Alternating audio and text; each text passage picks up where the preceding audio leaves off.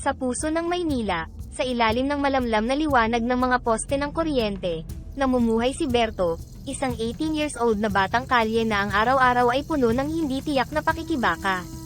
Madaling araw pa lamang ay gumigising na siya, hinahakot ang kanyang kariton patungo sa mga tambakan ng basura, umaasang makakakita ng mga bagay na pwedeng ipagbili. Isang malamig na umaga, habang siya ay naghahalongkat, nilapitan siya ng isang matandang lalaking basurero rin. "Berto bata, maaga kayatang nagsimula ngayon tanong niya habang nakangiti. Tugon ni Berto, "Opo Mang Erning. Kailangan para may makain." Ang kanilang mga salita'y nag-aalangan, tanda ng isang buhay na puno ng kawalang katiyakan. Sa kanilang pag-uusap, hindi maiwasan ni Berto ang isipin ang kanyang maghapon. Madalas siyang kumain ng pagpag, mga tira-tirang inilalagay na lang sa basurahan ng mga fast food chain. Bagaman alam niyang hindi ito ligtas, wala siyang ibang pagpipilian. "Minsan Mang Erning, iniisip ko kung makakatikim pa ba ako ng tunay na pagkain hindi galing sa basura," sambit ni Berto, ang kanyang matay malungkot. "Alam ko ang pakiramdam Berto. Pero alam mo bata, may pag-asa pa. Bawat araw na lumilipas, isang pagkakataon yun para sa atin," sagot ni Mang Erning, na may bahagyang ngiti ng pag-asa sa kanyang mukha. Sa gabi, kapag siya'y napapagod na at handa ng magpahinga, ang bangketa sa tabi ng kalsada ang kanyang tulugan. Natutulog siyang nakabalot sa isang lumang kumot, habang ang malamig na simoy ng hangin ang kanyang kayakap. Sa mga sandaling ito, madalas maglaro sa isip ni Berto ang mga pangarap niyang makawala sa buhay na ito. Sana'y magbago na ang lahat, bulong niya sa sarili habang pinagmamasdan ang mga bituin sa kalangitan ng lungsod. Isang mainit na hapon, habang nililibot ni Berto ang tambakan ng basura upang maghanap ng maipagbibiling bagay, nakarinig siya ng mahinang ungol mula sa isang sulok.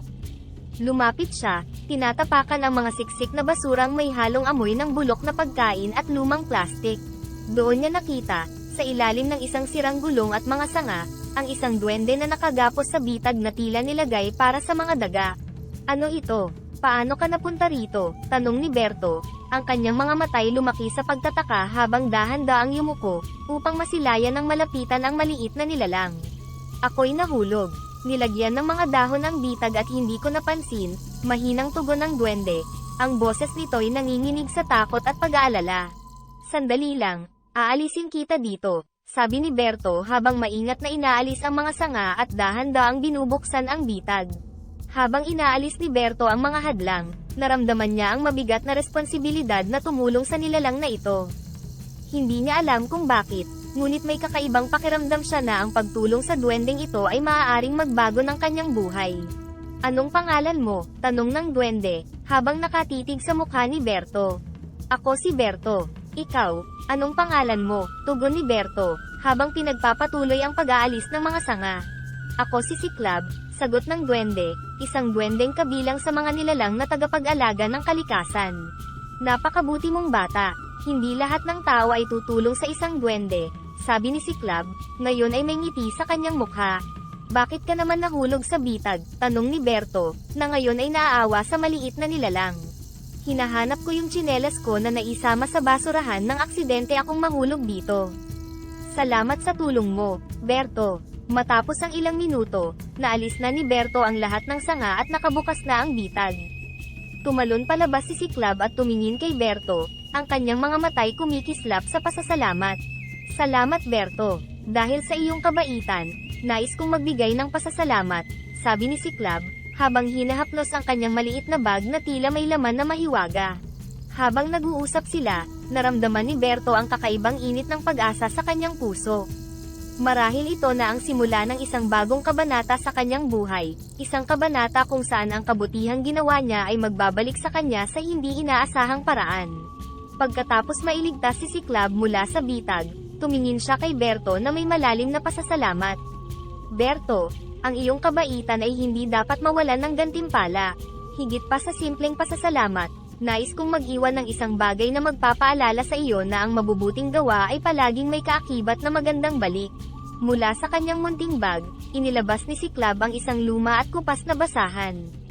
Sa unang tingin, ito ay tila ordinaryo lamang, ngunit ang gilid nito ay kumikinang sa ilalim ng sinag ng araw. "Ito ay hindi basta-bastang basahan Berto. Ito ay mahiwaga, at may kakayahang baguhin ang mga lumang bagay at gawin itong bago at mahalaga. Nagtaka si Berto at bahagyang kinuha ang basahan, hinahaplos ito ng kanyang mga daliri na puno ng pag-aalinlangan. Paano ito gumagana si Club? Dapat itong gamitin ng may mabuting puso at tunay na intensyon. Pumili ka ng anumang lumang bagay, at punasan mo ito gamit ang basahan na ito, paliwanag ni si Club habang pinagmamasdan ang bawat kilos ni Berto. Naghanap si Berto ng isang lumang lata na balot sa kalawang mula sa kanyang kariton. Maingat niyang pinunasan ito gamit ang basahan. Sa bawat hagod, ang kalawang ay unti-unting nawala, at ang lata ay naging isang makintab at tila bagong gawang sisidlan. Napasinghap si Berto sa nakita, hindi makapaniwala. Napakaganda, hindi ako makapaniwala, bulong ni Berto, ang kanyang mga matay kumikislap sa tuwa at pagkamangha. Oo Berto, ang basahan na ito ay may kapangyarihang magpabago hindi lang ng bagay kundi pati na rin ng buhay ng tao. Gamitin mo ito para makatulong sa iba, hindi lamang para sa sarili mong kapakanan, paalala ni si Club, ang kanyang tono ay puno ng kabaitan at karunungan. Tumango si Berto, ang kanyang puso ay puno ng pasasalamat at determinasyon. Pangako, si Club, gagamitin ko ito para makagawa ng mabuti. Hindi lang para sa akin, kundi para sa iba pang nangangailangan. Alam kong gagawin mo ang tama, Berto. Ikaw ay may mabuting puso, at iyan ang pinakamahalaga sa lahat, sabi ni si Club. Bago pa man siya umalis, tumingin siya kay Berto ng may pagmamalaki at pag-asa. Habang papalayo si Club, naramdaman ni Berto ang bigat at halaga ng regalo na natanggap. Ang basahan ay hindi lamang isang tool para sa material na yaman, kundi isang paalala sa kanya na ang tunay na yaman ay nasa pagtulong sa kapwa. Sa pagkakataong ito, alam niyang nagsimula na ang kanyang bagong paglalakbay, hindi lamang bilang isang basurero kundi bilang isang tagapagbago ng kapalaran. Matapos matanggap ang mahiwagang basahan mula kay si Club, nagpasya si Berto na itago muna ang tungkol dito. Nais niyang suriin at tiyakin ang kapangyarihan ng basahan bago niya ito ipaalam sa iba, upang maiwasan ang anumang komplikasyon o inggit na maaaring idulot nito. Isang hapon, nagtungo si Berto sa isang liblib na sulok ng tambakan ng basura, dala ang ilang piraso ng sirang gamit na kanyang nakalap, isang lumang orasan, sirang radyo, at basag na larawan. Sa pag-iisa, sinimulan niyang gamitin ang basahan sa lumang orasan. Habang dahan-daang pinupunasan ni Berto ang orasan, nakita niyang unti-unting nagbabago ang hitsura nito. Ang mga gasgas ay nawala, at ang metal ay kumislap na parang bago. Pinindot niya ang pindutan at nagulat nang ito ay gumana. Umiikot ang mga kamay nito sa tamang ritmo ng oras. Hindi ako makapaniwalang totoo ito, bulong ni Berto sa sarili. Ang kanyang puso ay kumakabog sa halo-halong emosyon ng takot at pagtataka. Susunod niyang pinunasan ang sirang radyo. Gaya ng orasan, ang radyo ay bumalik sa dati nitong estado, tila bagong labas sa kahon. Nang subukan niyang buksan ito, agad itong humandar, at malinaw na musika ang pumuno sa hangin. Ano itong kapangyarihan? Tanong niya sa sarili, ang kanyang mga mata ay malalim ang pag-iisip. Sa wakas, hinaplos niya ang basag na larawan. Gaya ng inaasahan, nagdikit-dikit ang mga basag at nagmukhang hindi ito kailanman nasira. Ang larawan ng isang masayang pamilya na tila bumalik sa mas magandang panahon. Habang nag-iisa at pinagmamasdan ang mga bagay na kanyang napabago, naramdaman ni Berto ang bigat ng responsibilidad na dala ng basahan. Kailangan kong maging maingat sa paggamit nito, naisip niya. Hindi lahat ay maiintindihan o matutuwa sa ganitong kapangyarihan. Nagpasya si Berto na itago ang sekreto ng basahan sa ngayon. Hindi pa niya lubos na nauunawaan ang lawak at limitasyon ng kapangyarihang ito, at nais niyang protektahan ang mahiwagang redyalong ito hanggat maaari. Habang umuupo siya sa gilid ng tambakan, pinagmamasdan ang paglubog ng araw, ang kanyang damdamin ay puno ng kaba at pag-asa. Sa kanyang mga kamay, hawak niya ang isang instrumento na maaaring magbago hindi lang ng mga bagay kundi pati na rin ang buhay ng mga tao sa kanyang paligid. Ang mga susunod na hakbang niya ay kailangang pag-isipang mabuti. Sa pagtuklas ng kahangahangang kapangyarihan ng basahan, nagsimulang gamitin ni Berto ang redyalong ito sa iba't ibang lumang bagay na kanyang nakikita sa tambakan ng basura. Mula sa lumang mga kasangkapan, sirang mga laruan, hanggang sa mga sira-sirang gamit sa bahay, lahat ng ito ay kanyang pinupunasan at agad nagbabago, nagiging bago at maganda. Sa kanyang pagtataka at kagalakan, naisip niyang ibenta ang mga ito sa isang tindahan ng antigo upang magkapera. Isang hapon, dala ang isang kariton ng mga bagay na kanyang napabago, nagtungo si Berto sa isang sikat na antique shop sa bayan. Sa loob, sinalubong siya ng may-ari ng tindahan, isang matandang babae na kilala sa kanyang mataas na pamantayan sa mga antigo. Magandang hapon, Nay Teresa, bati ni Berto, habang maingat na inilalagay ang mga gamit sa counter. May dala po akong ilang bagay na baka interesado kayong tingnan. Tinitigan ni Nanay Teresa ang mga gamit na dala ni Berto, ang kanyang mga matay nagpapakita ng pagdududa. Mula saan ang mga ito, Berto? Hindi pangkaraniwan ang hitsura ng mga gamit mo, masyadong maganda para sa mga lumang bagay. May natagpuan po akong paraan para maibalik sa magandang kondisyon ang mga lumang bagay, paliwanag ni Berto, umiiwas sa pagbanggit sa mahiwagang basahan. Naisip ko po na baka pwedeng ipatong ang presyo na akma sa kalidad ng mga ito, sabi ni Berto, ang kanyang tinig ay puno ng pag-aalangan. Pagkatapos ng ilang minutong pag-iisip, tumango si Nanay Teresa. Sige, tingnan natin kung paano magre-react ang mga customer. Pero Berto, sigurado ka bang legal ang pagpapabago mo sa mga ito? Opo Nay Teresa, wala po akong ginagamit na iligal, sagot ni Berto, pinipigilan ang kaba sa kanyang dibdib. Sa mga sumunod na araw, nagsimulang ibenta ni Nanay Teresa ang mga gamit. Labis ang kanyang pagkamangha nang mabilis itong magustuhan at bilhin ng mga customer. Ang ilan ay handang magbayad ng malaking halaga dahil sa kagandahan at sa maayos na kondisyon ng mga ito. Nang unang makatanggap si Berto ng malaking halaga mula sa mga nabentang gamit, hindi siya makapaniwala. Hindi ko inakalang aabot sa ganito, aniya sa sarili habang tinitignan ang perang kanyang kinita. Sa bawat araw na lumipas, lumalim ang pasasalamat ni Berto sa duwende at sa mahiwagang basahan. Ngunit kasabay nito, naramdaman niya ang paglaki ng responsibilidad na gamitin ang regalo na ito sa tama at makabuluhang paraan. Nang naipon ni Berto ang sapat na pera, bumili siya ng smartphone upang mas mapalawak ang abot ng kanyang negosyo. Nagsimula siyang mag-post ng mga larawan ng mga bagay na kanyang napabago gamit ang mahiwagang basahan sa social media, hindi inaasahan ang magiging reaksyon ng mga tao. Sa unang post pa lamang, kung saan ibinida niya ang isang lumang relo na tila bagong gawa, agad itong nakakuha ng pansin. Nakakamangha, para bang nag-time travel ito pabalik sa kanyang panahon, komento ng isang user. Ang isa naman ay nagtanong, maaari bang malaman kung magkano ito? Interesado ako. Hindi nagtagal, ang mga simpleng inquiry ay nauwi sa mas seryosong alok. Handa akong magbayad ng 5,000 piso para sa relo, sabi ng isang prospective buyer. Di naglaon, isang komento ang naglaki ng sitwasyon, I'll pay 7,000 pesos. Mula noon, sunod-sunod na ang mga bid na mas mataas pa, na umaabot hanggang 10,000 piso.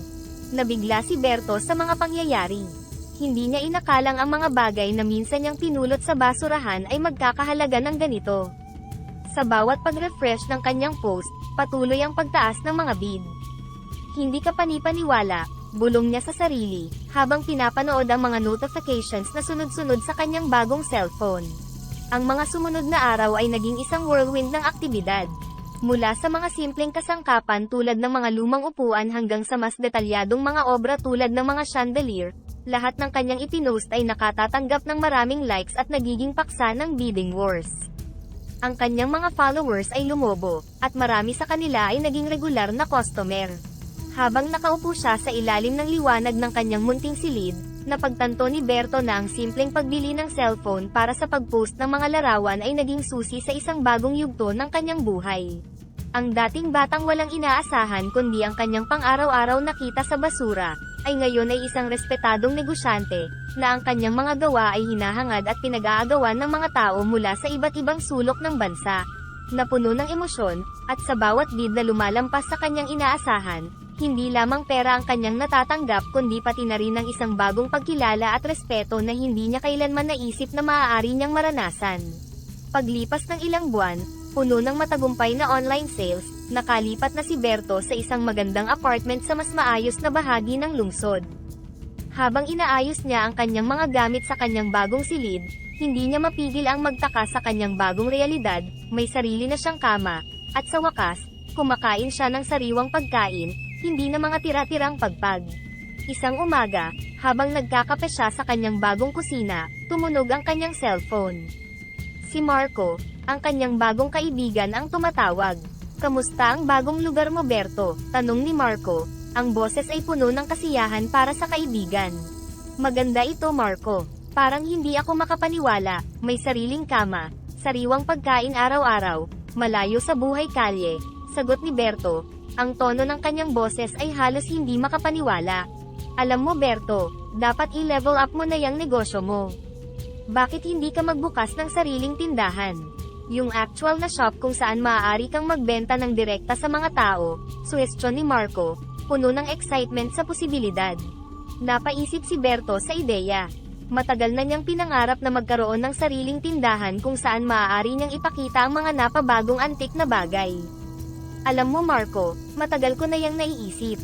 Sa dami ng natatanggap kong magandang feedback online, baka oras na nga para magkaroon ng physical store. Dapat lang pare. Sa husay mo, sigurado akong marami kang magiging suki.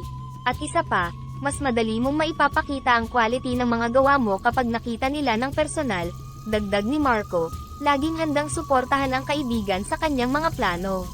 "Oo nga, plano ko rin na gamitin ang shop para ibenta ang mga napapagandang antigo mula sa mga itinapong bagay. Pero syempre, walang makakaalam kung paano ko ito napapaganda," muling pagtatago ni Berto ng sikreto tungkol sa mahiwagang basahan. "Mabuti yan, Berto. Pero siguraduhin mo lang na nasa tamang lokasyon ang shop para madaling makita at mapuntahan ng mga tao," paalala ni Marco. "Oo, tama ka. Salamat, Marco. Sisimulan ko ng maghanap ng magandang pwesto para sa shop," sagot ni Berto. Ang kanyang isipan ay puno ng mga ideya at pag-asa para sa hinaharap. Sa mga sumunod na araw, ginugol ni Berto ang kanyang oras sa paghahanap ng perpektong lokasyon para sa kanyang antique shop. Bawat detalye ng kanyang plano ay maingat niyang pinag-isipan, at sa bawat hakbang, nadarama niya ang pag-usbong ng isang bagong yugto sa kanyang buhay na puno ng posibilidad at pagkakataon. Ang excitement na nadarama niya sa pag-asang magbukas ng sariling tindahan, ay hindi lamang para sa personal na tagumpay, kundi para rin sa pagkakataong magpatuloy sa paggawa ng maganda mula sa mga bagay na naiwan na ng panahon. Mula nang buksan ni Berto ang kanyang antique shop, mabilis na kumalat ang balita tungkol sa kakaibang ganda at kalidad ng mga gamit na ibinebenta niya. Ang mga mamimili mula sa iba't ibang bahagi ng lungsod, at maging ang mga turista mula sa karatig na lugar ay nagpupunta upang masaksihan ang mga himala na nagawa niya sa mga lumang bagay. Isang Sabado ng umaga, ang shop ay puno ng mga tao na nag-uusisa at namimili. Isang mag-asawang mahilig sa mga antik ang agad na naakit sa isang lumang chandelier na nakasabit sa gitna ng tindahan. "Tingnan mo ito, mahal, ang ganda ng detalye ng kristal at metalwork. Bihirang-bihira na makakita ng ganitong kalidad ngayon," sabi ng lalaki, habang itinuturo ang chandelier.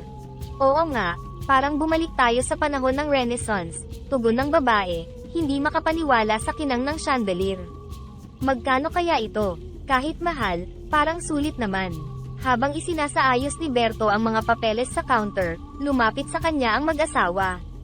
"Gusto namin bilhin ang chandelier. Magkano po ito?" tanong ng babae. "Ah, iyon po ay 50,000. Isa po ito sa pinakamatandang pieces na mayroon kami," paliwanag ni Berto, umaasa na hindi mag-aatubili ang mag-asawa sa presyo.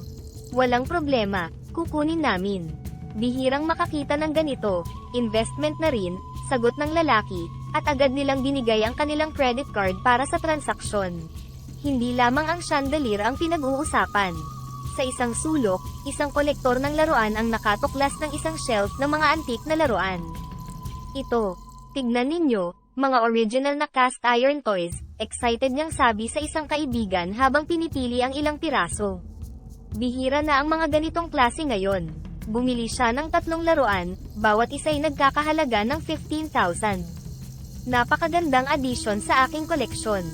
Halos hindi na makakita ng ganito sa mga ordinaryong tindahan," sabi niya habang binabayaran ang mga laruan. Samantala, isang babae ang nabighani sa isang set ng antique lampshade na may bordado. Ang bawat isa sa mga ito ay parang sining, sambit niya. Pumili ng 2 lampshades at dinala sa counter. "Ito ay magiging perpekto sa aking sala."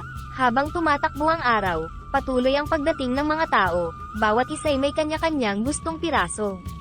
Ang bawat pagbili ay nagpapakita ng paghanga at pagpapahalaga sa sining at craftsmanship na inilalagay ni Berto sa bawat isa sa kanyang mga produkto. Ang shop ay hindi lamang nagiging isang lugar ng transaksyon kundi isang destinasyon para sa mga mahilig sa kultura at kasaysayan. Sa pagtatapos ng araw, habang binibilang ni Berto ang kita, hindi niya maiwasang makaramdam ng isang malalim na kasiyahan. Ang pagmamahal at dedikasyon na kanyang inilalagay sa bawat restoration ay nagbabalik sa kanya hindi lamang sa forma ng pera kundi pati na rin sa pagkilala at respeto mula sa kanyang mga customer. Ang shop ay hindi lamang sumasalamin sa kanyang sining, kundi sa kanyang paglalakbay mula sa mga kalye, patungo sa pagiging isang respetadong negosyante sa mundo ng antiques. Ang mabilis na paglago ng antique shop ni Berto ay hindi nagtagal bago naging tanyag sa buong lungsod. Sa loob lamang ng ilang taon, hindi lamang lumawak ang negosyo kundi nagbunga rin ng 3 branches sa iba't ibang strategic locations. Dahil dito, hindi lamang siya nakabili ng sariling bahay at kotse, kundi napatunayan din niya na ang kanyang pangarap ay maaaring maging realidad. Isang hapon, habang nagmamasid sa kanyang bagong bukas na branch, hindi maiwasan ni Berto na mamangha sa kung gaano kalayo na ang narating niya. Dati-rati, pangarap ko lang ito, akala ko hindi mangyayari sa totoong buhay, bulong niya sa sarili habang pinagmamasdan ang elegante at maayos na interior ng tindahan. Habang iniikot ni Berto ang shop, isang pamilya ang pumasok, tila naghahanap ng isang partikular na bagay. Magandang hapon po, paano ko po kayo matutulungan? Bati ni Berto sa kanila. Magandang hapon, naghahanap kami ng regalo para sa aming lolo. Sabi nila, magaganda raw ang mga koleksyon dito. Sagot ng isang babae, na may paghanga sa kanyang mga mata habang sinusuri ang mga nakadisplay na antiques. Tama po kayo, marami tayong pagpipilian na maaaring magustuhan ng inyong lolo. Ano po ba ang hilig niya? Tanong ni Berto, handang magbigay ng rekomendasyon. Mahilig siya sa mga lumang relo. Mayroon ba kayong mga ganoong klase? Tanong ng lalaki sa grupo. Meron po. Dito po tayo. Sabay turo ni Berto sa isang glass cabinet na puno ng mga restored na vintage watches. Ito pong mga relo ay maingat na na-restore at siguradong magugustuhan ng inyong lolo. Namili ang pamilya ng isang magandang relo at lubos silang nasiyahan sa kanilang pagbili. Napakaganda ng pagkakaayos nito, parang bago, komento ng babae habang tinitignan ang relo sa ilalim ng liwanag. Salamat po. Pinipili at inaayos natin ang bawat item dito para matiyak na nasa pinakamagandang kondisyon ito para sa ating mga customer, sagot ni Berto, na may ngiti ng kasiyahan sa kanyang mukha. Nang umalis ang pamilya, dala ang bagong bili na antique na relo, muli niyang sinuri ang kanyang tindahan. Ang bawat benta, ang bawat papuri mula sa mga customer ay isang patunay na ang kanyang pagsisikap at dedikasyon sa kanyang craft ay nagbunga ng maganda. Sa pagtatapos ng araw, habang nagsasara ng tindahan, nadama ni Berto ang isang malalim na kasiyahan sa kanyang puso. Mula sa simpleng basurero hanggang sa maging isang respetadong negosyante sa antiques, ang kanyang buhay ay isang patunay na sa tamang pagsisikap at pananampalataya sa sarili. Ang mga pangarap, kahit gaano kahirap ay maaaring maging totoo. Ang mga branches ng kanyang tindahan ay hindi lamang simbolo ng kanyang tagumpay kundi patunay din na ang mga dating imposible ay maaaring maging posible. Isang umaga, habang nagmamaneho si Berto papunta sa isa sa kanyang mga branches, napadaan siya sa lugar kung saan siya dati namumulot ng basura. Nakita niya ang ilan sa kanyang mga dating kasama, pawisan na nagtatrabaho sa ilalim ng matinding sikat ng araw, tulad ng kanyang ginagawa noon. Hindi niya napigilan ang sarili at pinarada ang kanyang kotse sa tabi ng kalsada. Lumabas siya at lumapit sa kanila. Mang Jun, kumusta po kayo? Bati niya sa isang matandang lalaki na dati niyang kasamahan. Nilingon siya ni Mang Jun, at sandaling tumigil sa pagkakakilala bago ngumiti. Berto, ikaw ba yan? Diyos ko, ang laki na ng pinagbago mo. Anong ginagawa mo rito? Tanong niya, halatang nagulat ngunit tuwang-tuwa. Nadaan lang po ako Mang Jun. Naalala ko lang yung mga panahon na kasama ko kayo dito, tugon ni Berto, ang kanyang tingin ay puno ng nostalgia. Anong balita? Narinig ko na lang sa mga chismis na malaki na ang negosyo mo ngayon, totoo ba yun? Tanong ni Mang Jun habang pinupunasan ang pawis sa kanyang noo. Opo Mang Jun. Nagpapasalamat ako sa Diyos, nakapagtayo ako ng sariling antique shop. Hindi ko po inakalang aabot ako dito, sabi ni Berto, ang kanyang mga mata ay sumasalamin sa kanyang pinagdaanan. Hindi ka lang pala umasenso, nagbago ka na rin ng buhay. Nakakatuwa naman yun para sa'yo. Dati-rati, kasama ka namin dito. Ngayon may sarili ka ng negosyo, wika ni Mang John. Ang kanyang ngiti ay puno ng paghanga at saya para kay Berto. Totoo po yun, Mang John. Pero hindi ko po nakakalimutan kung saan ako nanggaling. Kaya nga po ako napadaan, gusto ko sana kayong anyayahan na magtrabaho sa akin. Mas maayos na trabaho kaysa dito sa pagpupulot ng basura. Alok ni Berto, seryoso ang kanyang mukha. Tila nagulat si Mang John sa alok, talaga. Ibig mong sabihin, may lugar para sa amin sa negosyo mo. Opo, Mang John. Hindi lang para sa inyo, kundi para sa lahat ng nandito na gustong magkaroon ng bagong simula. Alam ko hindi madali ang buhay dito, at gusto kong magbigay ng tulong sa abot ng aking makakaya, paliwanag ni Berto. Ang kanyang tinig ay puno ng determinasyon at pag-asa. Lumingon si Mang John sa kanyang mga kasama, na nakikinig na rin sa kanilang pag-uusap. Ano, mga kasama, mukhang magandang oportunidad ito sabi niya, na may ngiting umaabot sa kanyang mga mata. Sigurado yan, Mang John. Sana po ay samahan niyo ako sa pagbabago, hindi lang ng sarili nating buhay kundi pati na rin ng iba pa nating kasama dito, sabi ni Berto. Ang kanyang puso ay puno ng kagalakan sa pagkakataong makatulong. Sa mga sandaling iyon, hindi lamang simpleng pagbabalik tanaw ang naganap kundi isang simula ng panibagong kabanata para kay Berto at sa kanyang mga dating kasama. Isang kabanata kung saan ang dating basurero ay naging tagapagbigay ng bagong pag-asa at oportunidad. Matapos ang kanyang matagumpay na pagbabalik tanaw, nagpasya si Berto na tulungan ang kanyang mga dating kasama sa pamamagitan ng pagbibigay sa kanila ng trabaho sa kanyang antique shop. Nais niyang magbigay ng pagkakataon sa kanila na magkaroon ng mas maayos at matatag na trabaho, malayo sa panganib at hirap ng pamumulot ng basura. Isang maalinsangang hapon, tinipon ni Berto ang ilan sa kanyang mga dating kasamahan sa isang simpleng salo-salo sa kanyang shop para opisyal na i-anunsyo ang kanyang plano. Alam nyo, marami akong natutunan sa paggawa sa shop na ito, at gusto kong ibahagi sa inyo ang mga oportunidad na meron ako ngayon, panimula ni Berto, habang nagkakape sila sa likod ng shop. Parang hindi naman namin kaya magtrabaho dito. Alam mo naman na wala kaming alam sa mga antik, sagot ni Mang John, isang matandang kasamahan na may bahagyang pag-aalangan. Simple lang naman ang trabaho, Mang John. Turuan ko kayo kung paano magbantay ng shop, at kung paano i-manage ang inventory. Hindi naman kailangan ng espesyal na skills, kailangan lang ng willingness na matuto at magtrabaho ng maayos, paliwanag ni Berto, puno ng pag-asa ang tono. Sa totoo lang, Berto, malaking tulong ito para sa amin. Lalo na sa mga tulad namin na mahirap maghanap ng trabaho dahil sa edad at kakulangan sa edukasyon, pag-amin ni Mang Edgar, isa pang kasamahan. Oo nga, Berto, salamat at naalala mo kami, dagdag ni Aling Juliet, na halos maluha sa tuwa. Una sa lahat, turuan ko kayo kung paano pumili ng mga bagay na pwede nating i-restore. Mga bagay na akala ng karamihan ay basura na, pero may halaga pa pala, sabi ni Berto.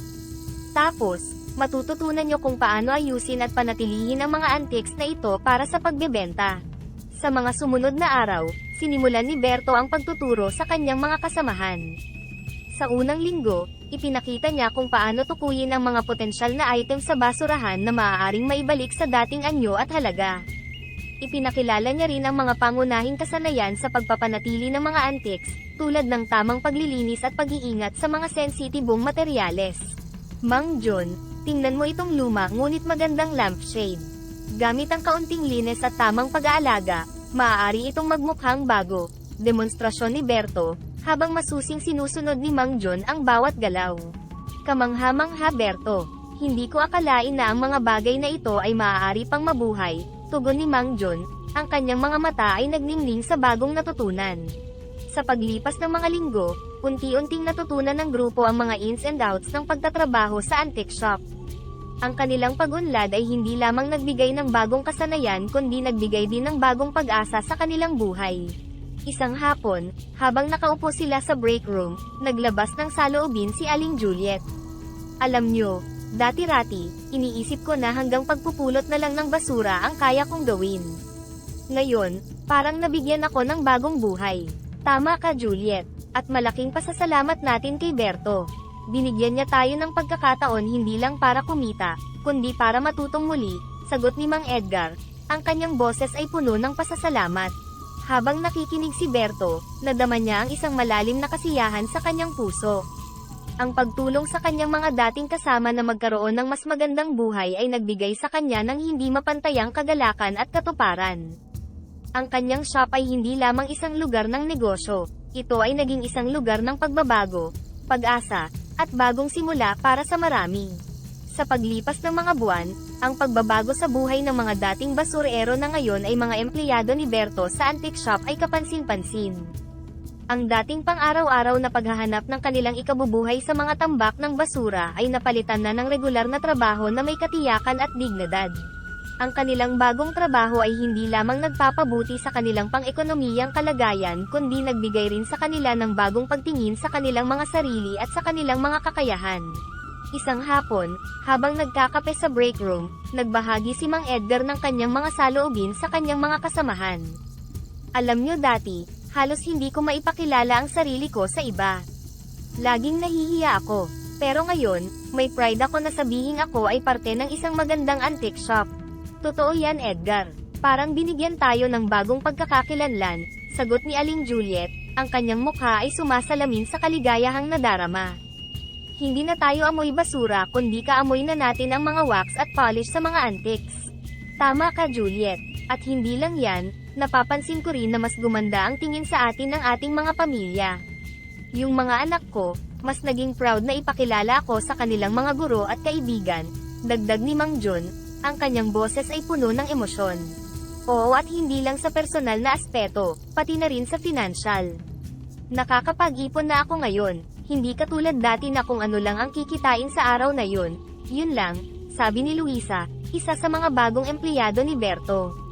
Nakakapagplano na kami ng pamilya ko para sa hinaharap. Ang kanilang masiglang pag-uusap ay naputol nang pumasok si Berto sa break room. Napansin niya ang masayang aura sa kwarto at hindi niya maiwasang ngumiti. Mukhang masaya ang usapan bati niya sa kanila.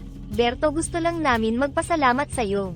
Malaki ang nabago sa buhay namin mula nang kunin mo kami dito, sagot ni Mang Edgar. Tumayo at inilahad ang kamay para makipagkamay kay Berto. Nagkamay sila, at tumugon si Berto, walang anuman yon. Nagpapasalamat din ako sa inyo dahil pinagkatiwalaan ninyo ako. Sana ay patuloy nating pagsikapan na lalong pagandahin pa ang ating shop at serbisyo. Habang nag-uusap sila, nadama ni Berto ang lalim ng kanyang nagawa hindi lamang sa pagpapabuti ng kanyang negosyo kundi pati na rin sa pagbabago ng buhay ng kanyang mga empleyado. Ang kanilang kwento ay isang patunay na may pag-asa at bagong simula sa bawat sulok ng lipunan, at ang kanyang desisyon na magbigay ng trabaho sa kanila ay nagdulot ng positibong epekto hindi lamang sa kanilang mga individual na buhay kundi sa kanilang mga pamilya rin. Sa pagtatapos ng araw, habang naglalakad palabas ng shop, tumingin si Berto sa paligid at napangiti. Ang dating simpleng pangarap na magkaroon ng antique shop ay naging instrumento na ngayon para sa pagbabago ng maraming buhay, isang patotoo na ang bawat maliit na mabuting gawa ay may kakayahang lumikha ng malaking pagbabago. Isang tahimik na hapon sa antique shop, habang masinsinang pinupunasan ni Berto ang isang sinaunang salamin, napunit ito at bigla na lang tumigil sa paggana ang mahiwagang basahan. Paulit-ulit niyang sinubukan, ngunit walang nangyari, ang mga gasgas at dungis ay nanatili. Nang makita ito, nanlamig ang kanyang buong katawan, at nakaramdam siya ng matinding takot. Paano na ito, bulong niya sa sarili, ang kanyang isipan ay puno ng pangamba sa posibleng pagbabalik sa dati niyang buhay.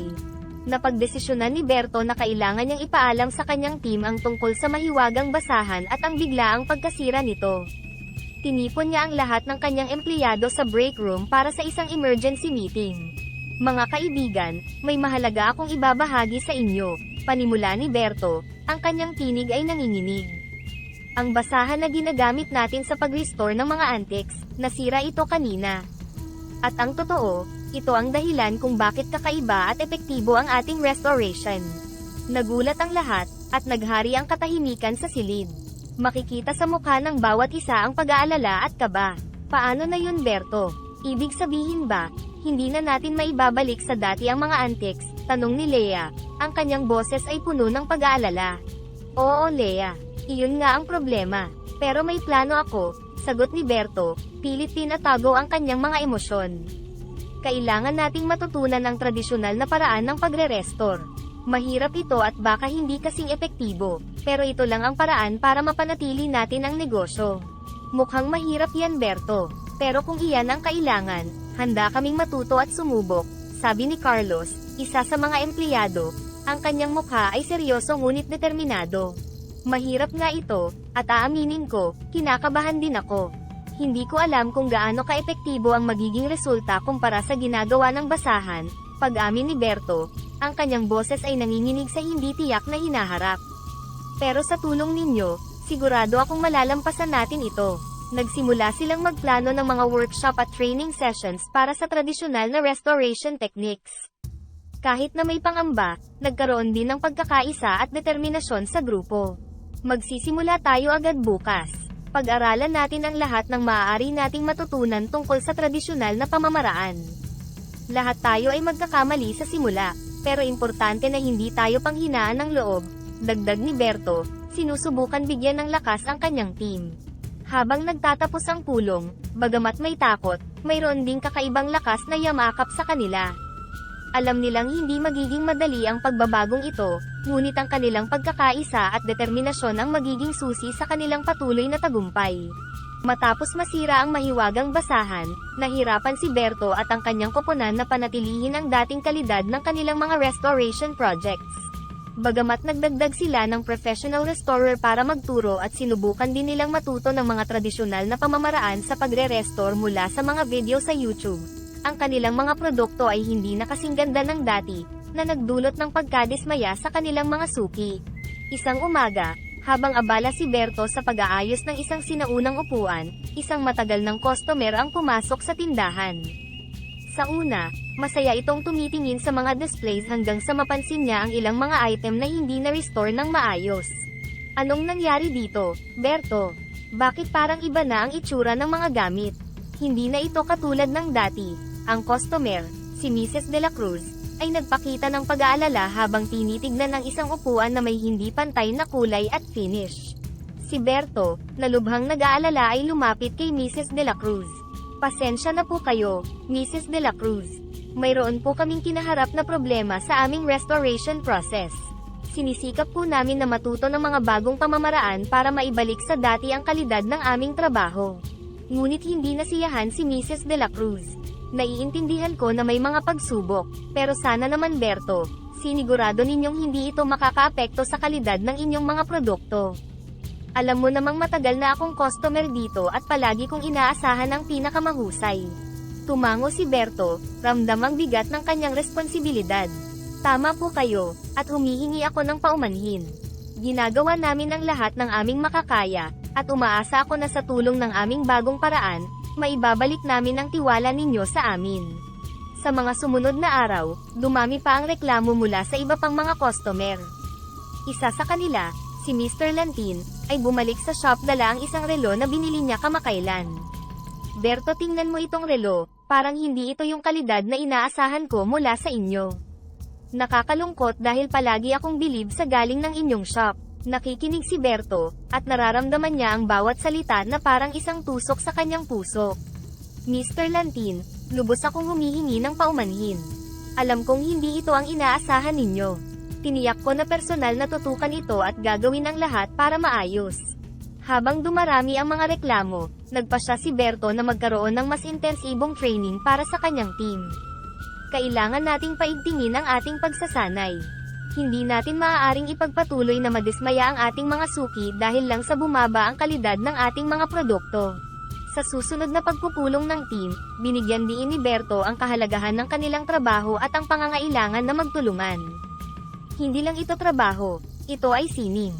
At bilang mga artisan, responsibilidad natin na tiyakin ang kalidad ng bawat piraso na lumalabas mula sa ating shop. Ang kanyang mga empleyado, bagamat nangangapa sa bagong sitwasyon, ay nagpakita ng determinasyon. Lahat sila ay nagkasundo na gawin ang lahat ng kanilang makakaya upang matuto, umangkop, at ibalik ang dating ganda at tiwala na kilala sa Berto's Antique Shop. Sa mga sumunod na buwan, pinatunayan ni Berto at ng kanyang mga trabahador na sa sipag at determinasyon, maaaring maibalik ang dating kalidad ng kanilang mga antique collections. Ang bawat araw ay puno ng masinsinang pagsasanay at pagpupursigi na matutunan ng tradisyonal na mga teknik sa restoration, na nagbigay daan para unti-unting bumalik ang sigla ng shop. Isang umaga, habang maingat na tinatapos ni Berto ang restoration ng isang vintage na cabinet, pumasok si Leia na may ngiti sa kanyang mukha. "Berto, may magandang balita ako," sabi niya, halatang excited sa kanyang ibabalita. "Ano yun, Leia?" tanong ni Berto. Iniwan muna ang kanyang ginagawa at hinarap ang kanyang manager. Yung customer na bumalik ng relo noong isang buwan, bumalik siya kanina. Bumili siya ulit, at sinabi niyang napansin niya ang pagbuti ng ating mga produkto. Sobrang natuwa siya sa improvements, kwento ni Leia. Napangiti si Berto, ang kanyang puso ay napuno ng ginhawa at kasiyahan. "Talaga, yan ang mga bagay na gusto kong marinig. Salamat, Leia, sa pagbabahagi ng magandang balita." Hindi nagtagal, bumalik ang mga dating customer at nadagdagan pa ang mga bagong suki na naaakit sa reputasyon ng shop na magandang kalidad ng restoration. Isang hapon, isang grupo ng mga turista ang pumasok sa shop, pinapalibutan ng isang elegante at maingat na na-restore na grandfather's clock. "Wow, tingnan nyo to. Hindi ba't ito yung uri ng craftsmanship na sinasabi sa online reviews?" sabi ng isang babae sa grupo, habang hinahaplos ang maayos na detalye ng orasan. "Oo, it's even better in person. You can really tell they put a lot of effort into their work," dagdag ng isa pa, habang kinukuhaan ng larawan ng orasan para sa kanyang social media. Sa pagtatapos ng araw, habang nagsasara ng shop, nagtipon si Berto at ang kanyang team para sa isang maikling pagpupulong. "Gusto ko lang sabihin sa inyong lahat na napakagaling ng ginagawa ninyo. Dahil sa inyong sipag at determinasyon, nakita natin ang pagbabalik ng ating shop sa dati nitong sigla. Maraming salamat sa inyong lahat," sabi ni Berto, ang kanyang mga mata ay sumasalamin sa sinserong pasasalamat. "Maraming salamat din sa iyo, Berto, sa paggabay sa amin at sa pagbibigay ng pagkakataon na ito," tugon ni Carlos, ang isa sa mga empleyado. Ang mga susunod na buwan ay puno ng positibong feedback at patuloy na pagtaas ng benta. Ang bawat restoration project ay naging simbolo ng kanilang pagbabago at tagumpay. Sa paglaon, hindi lamang local kundi pati na rin international collectors ang nagpakita ng interes sa kanilang mga produkto. Sa pagtatapos ng taon, habang pinagmamasdan ni Berto ang kanyang lumalagong negosyo, nadama niya ang isang malalim na kasiyahan sa kanyang puso. Ang mga pagsubok na kanyang hinarap ay hindi lamang nagturo sa kanya ng bagong mga kasanayan kundi nagpatibay din sa kanyang paniniwala na ang tunay na tagumpay ay nasa pagtulong sa iba at pag-overcome ng mga pagsubok sa buhay. Sa pagtatapos ng taon, pinili ni Berto na magdaos ng isang maliit na pagdiriwang sa kanyang shop bilang pasasalamat sa lahat ng kanyang mga empleyado at mga suportang natanggap. Ang simpleng salo-salo ay naging isang makabuluhang okasyon, kung saan nagkaroon ng pagkakataon si Berto na magbahagi ng kanyang mga naranasan at pasasalamat. Habang nakaupo sa harap ng kanyang mga kaibigan at empleyado, binuksan ni Berto ang programa sa pamamagitan ng isang maikling talumpati. "Maraming salamat sa inyong lahat sa pagdating ngayong gabi. Hindi ko maipahayag sa mga salita kung gaano ako nagpapasalamat sa bawat isa sa inyo para sa inyong pagsisikap, pagtitiyaga, at suporta." Si Leia, na naging kasangga niya sa pagpapalago ng negosyo ay tumugon, "Berto, ikaw ang dahilan kung bakit tayo nandito. Binigyan mo kami ng pagkakataon na magkaroon ng mas magandang buhay, at araw-araw kaming nagpapasalamat sa pagkakataong iyon." Nagsalita rin si Carlos, na sumabay sa damdamin ng pagpapahalaga, "Oo, Berto. Ikaw ang nagbigay sa amin ng inspirasyon. Ang iyong kwento mula sa pagiging batang namumulot ng basura hanggang sa pagiging matagumpay na negosyante ay patunay na may magandang bukas ang naghihintay sa mga taong handang magtrabaho at magtiyaga." Sa sandaling iyon, isang dating kasamahan ni Berto sa pagbabasura ang tumayo at nagpahayag ng kanyang saloobin. "Berto, hindi lang buhay mo ang nabago mo, kundi pati na rin ang buhay namin. Dati-rati, sa pagbabasura lang kami umaasa. Ngayon, may dignidad na kami sa trabaho at sa komunidad. Salamat dahil hindi mo kami kinalimutan." Nagpatuloy ang gabi sa mga kwento ng pagbabago at tagumpay, at sa bawat salaysay, nadama ni Berto ang bigat at kahalagahan ng kanyang mga nagawa. Hindi lamang siya nagbago ng kapalaran para sa kanyang sarili, kundi nag-ambag din sa pagbabago ng buhay ng maraming tao. Bilang pagtatapos ng kanyang talumpati, sinabi ni Berto, "Ang kwento ko ay patunay na sa tulong, pagkakaisa, at malikhaing pag-iisip, walang imposible. Nagsimula tayo sa wala, at ngayon, tignan natin kung nasaan na tayo. Patuloy tayong magtulungan, magmalasakit, at magbigay inspirasyon sa iba. Walang imposible sa mga taong nagsisikap at naniniwala sa kabutihan. Ang gabi ay nagtapos sa isang masayang salo-salo, kasama ang lahat na nakadama ng isang malalim na koneksyon sa isa't isa at sa mga posibilidad na naghihintay sa hinaharap. Sa patuloy na paglago ng kanyang negosyo, naramdaman ni Berto ang pangangailangang magbigay pa ng higit na tulong sa komunidad. Isang araw, habang nagmumuni-muni siya sa kanyang opisina, naisip niyang magbigay ng scholarship sa mga batang namumulot ng basura. Nais niyang bigyan sila ng pagkakataon na makapag-aral, isang bagay na hindi niya lubos na natamasa noong siya ay bata pa. Nakipag-ugnayan si Berto sa lokal na paaralan at ilang non-profit organizations para simulan ang scholarship program. Gusto ko pong magbigay ng pagkakataon sa mga batang ito na makapag-aral. Siguro sa ganitong paraan, mababago din natin ang kanilang kapalaran, tulad ng pagbabago ng aking buhay, paliwanag niya sa pagpupulong. Ang iyong inisyatibo, Berto, ay magbibigay ng malaking pag-asa sa mga batang ito.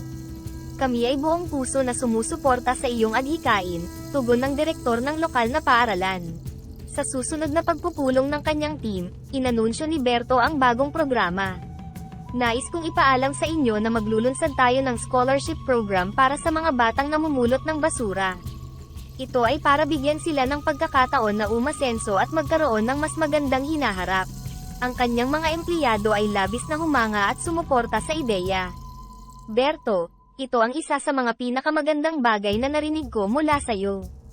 Inspirasyon ka talaga hindi lang sa amin kundi pati na rin sa mga bata na mabibigyan ng pagkakataong mag-aral, sabi ni Leia, ang kanyang mga mata ay nagpapahiwatig ng paghanga at suporta.